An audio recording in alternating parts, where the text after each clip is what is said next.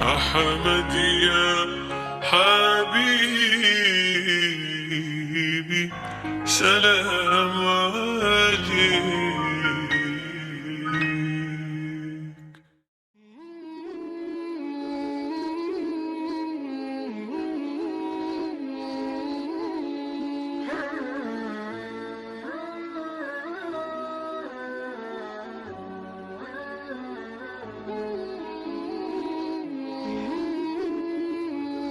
Al-Quran adalah nama diri bagi kitab suci Allah yang terakhir dan sempurna, yang menyempurnakan kitab-kitab suci sebelumnya.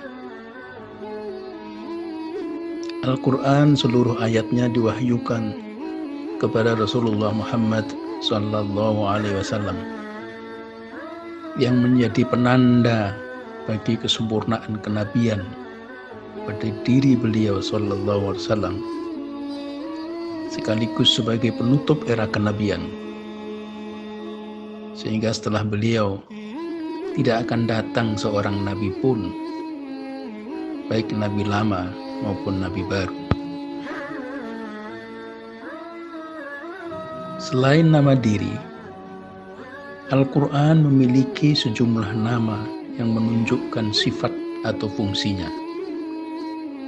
Satu di antaranya sebagai az-zikr, yang artinya peringatan, atau berarti pula sumber kemuliaan. Yang ini dinyatakan berulang kali di dalam Al-Quran. Di antaranya di ayat yang populer, surat Al-Hijr, surat 15 ayat yang ke-9. Inna nahnu nazzalna dzikra wa inna lahu lakhafidun. Sesungguhnya kami yang menurunkan peringatan dan kami yang menjaganya. Oleh karena itu, orang yang hafal Quran itu sering kita sebut sebagai Al-Hafidh, karena mereka adalah yang menjaga bacaan Al-Quran. Di tempat lain juga kita baca, misalnya di surat Fusilat, surat yang ke-41, ayat yang ke-41 juga. Di sana dinyatakan innalladzina kafaru bidzikri lamma ja'ahum wa innahu lakitabun aziz. Sesungguhnya orang-orang yang kafir terhadap peringatan yang datang kepada mereka, dan sesungguhnya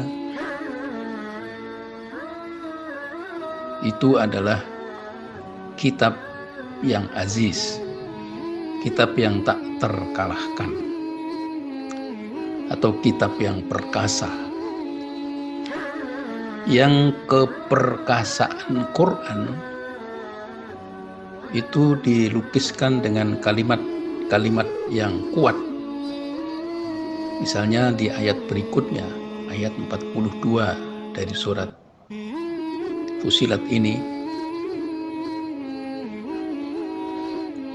perkasaan Quran dilukiskan dengan kalimat la ya'tihil batilu min baini yadayhi wala min khalfih. Palsuan tak akan datang kepadanya, baik dari depan maupun dari belakangnya. Tanzilu min hakimin hamid, karena diturunkan atau diwahyukan dari Zat yang maha bijaksana lagi maha terpuji. Di tempat lain, keperkasaan Quran dilukiskan dengan kata-kata yang lebih kuat lagi dari itu. Misalnya di surat Al-Hasr,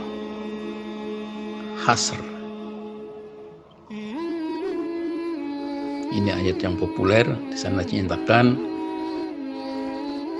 "Lau anzalna hadzal Qur'ana 'ala jabalin la ra'aitahu khashi'an mutasaddian min khasyatillah."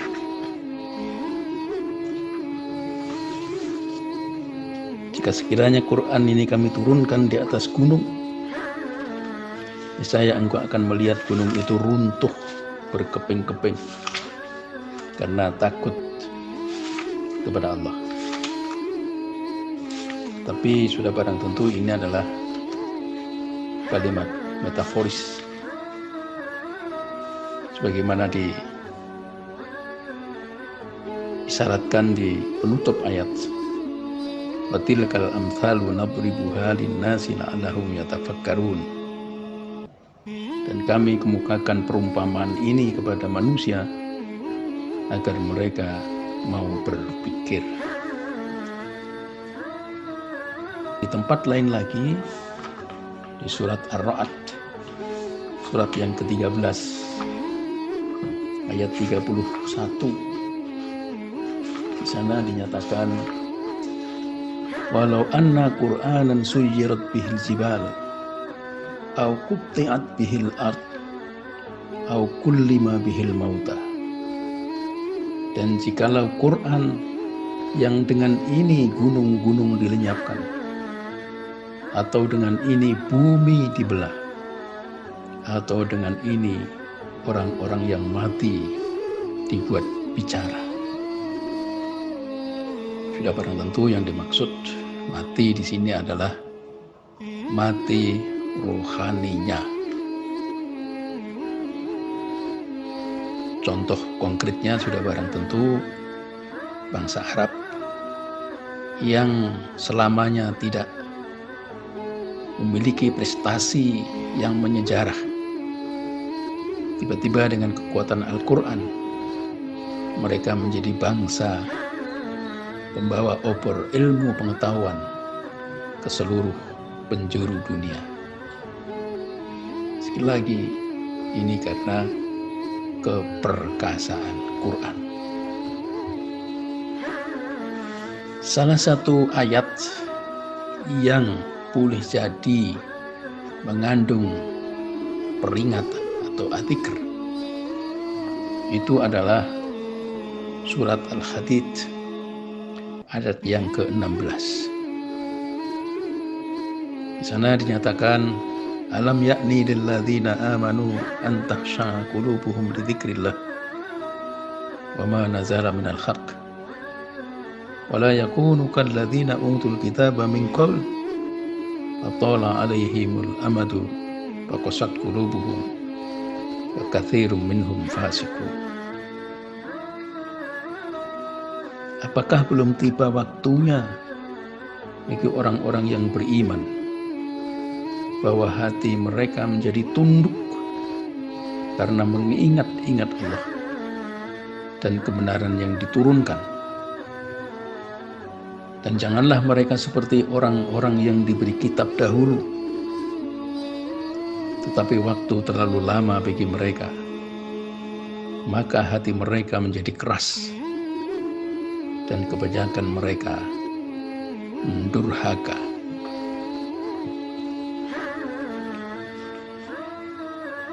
Aspek peringatan dari ayat ini adalah bahwa dengan adanya berbagai peristiwa yang terjadi belakangan ini yang menimbulkan kerugian begitu besar baik harta maupun jiwa, bahkan mempengaruhi atau berpengaruh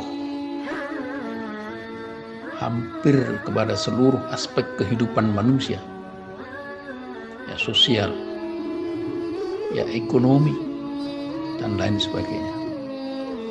Ini adalah sesuatu yang faktual. Ini adalah sesuatu yang real. Dan semuanya itu hanya perkenan Allah saja sehingga itu terjadi. Boleh jadi ini mengandung peringatan kepada kita. Apakah dengan berbagai peristiwa itu belum cukup bagi kita untuk menjadikan hati kita menjadi tunduk, hati kita menjadi khusyuk dalam mengingat Allah, atau dalam usaha memuliakan Allah.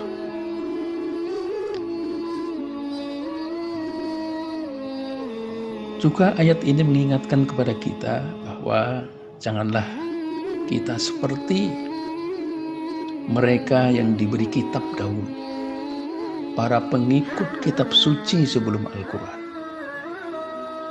yang karena waktu yang begitu lama sehingga hati mereka menjadi keras, hati mereka membatu terhadap berbagai peringatan yang diberikan oleh Allah melalui berbagai peristiwa itu. Dan kebanyakan mereka adalah mendurhaka. Ini adalah satu peringatan yang sangat penting untuk kita perhatikan pada saat sekarang ini, untuk kita kembali tunduk mengingat Allah. Dan jangan sampai kita menjadi orang yang mendurhaka kepada Allah.